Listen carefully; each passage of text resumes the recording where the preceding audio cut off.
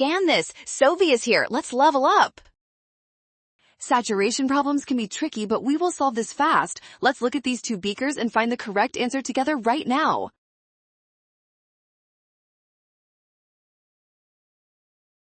Both beakers start with saturated solutions and extra solid at the bottom. Since the temperature is constant, the maximum amount of solute that can dissolve in the liquid remains exactly the same.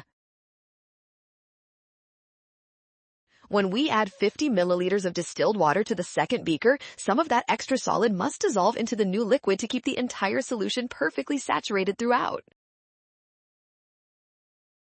Because some solid dissolved into the added water, the mass of undissolved crystals in beaker 2 is lower. Option C is the final answer. Well done! Scan the code to learn with Sovi. Avoid rushing, trust the given data, and check your steps carefully.